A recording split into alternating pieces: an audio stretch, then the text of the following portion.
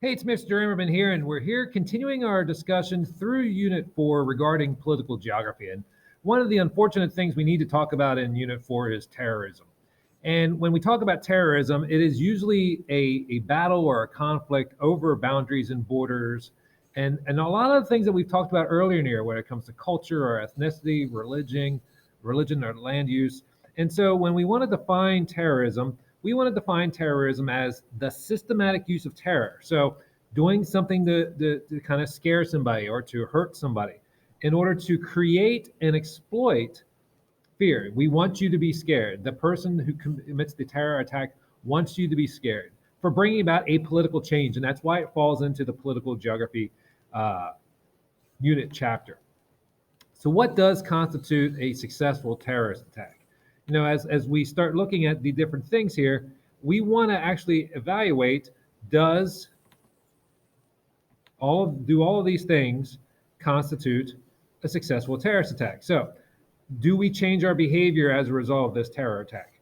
Do we have some kind of political upheaval as a result of this terror attack? Do we change our direction in foreign policy as a result of this terror attack?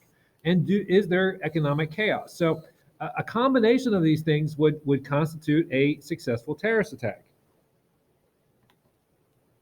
So let me tell you a little bit about these attacks, and then you can judge whether they are successful or not. September 11th, 2001, you're all very familiar with it.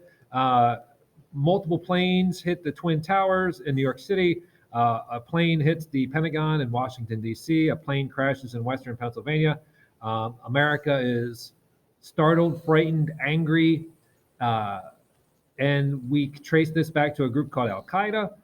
The United States quickly mobilizes and sends troops into Southwest Asia for the next, well, even to the present, there are troops in Southwest Asia as a result. The economy bottomed out. Politically, a lot of people rallied around the president, both parties. So, you think about the travel and tourism industry really hurt. And a lot of things were off kilter. So you make the judgment. Was it a successful terrorist attack? I mean, people died. Obviously, we were scared and we reacted. And American society really hasn't been the same. Madrid, Spain, 2004. The conflict in Iraq was ramping up. Madrid and Spain as a whole, they're about to have an election for a new leader. And one leader was against helping the United States in Iraq, and the other leader, who was in the lead in the polls at the time, he was for supporting the United States in Iraq. And this terror explosion on a rail train, killed 200 plus people. And as a result of this, the person running for their leadership position who was opposed to going into Iraq won. Spain did not wind up helping the United States in Iraq. You decide if that was a successful terrorist attack or not. 1972, Munich Olympics in Germany. Palestinian Liberation Organization terrorists capture and execute many members of the Israeli wrestling team.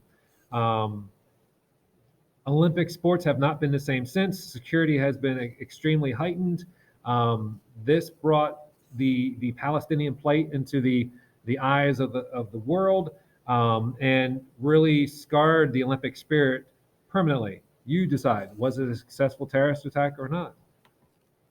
Hiroshima, Nagasaki. Now you may say, what the heck? And all I'm asking you to do is to consider this from a maybe American point of view. 2 atomic bombs were dropped on the cities of Hiroshima and Nagasaki. After the United States warned them to surrender, Japan decided not to surrender. We dropped the bombs on Hiroshima and Nagasaki. Over 100,000 people die. Japan quickly decides to surrender, and the emperor basically turns over power to a United States leadership, and World War II comes to an end. You decide, was that a successful attack? And would you actually consider that a terror attack or not? Probably depends on your point of view. And Dresden, Germany, very much similar and much less heralded than the dropping of the bombs on Hiroshima and Nagasaki, but just as many American bombs were dropped, not necessarily atomic, on Dresden, Germany, basically obliterating the city. And really accelerated Germany's collapse. Many people over the years have considered this an American terror attack because it really weakened Germany. It's hard to tell because of Hitler's leadership at the time whether this was a literal straw that broke the camel's back, but it was something that really broke the spirit of the German people at seeing the consequences of their involvement in this global war. So what you need to do right now is kind of sit back and think about, were any, some, or all of these attacks successful? Were they terrorist attacks, or were they just part of a war? A lot of it goes into the eye of the beholder. So as we continue Unit 4, Political Geography, think about how some groups around the world are committing terrorist attacks in order to change political geography. Who has control over land and how they can implement their will. Have a nice day.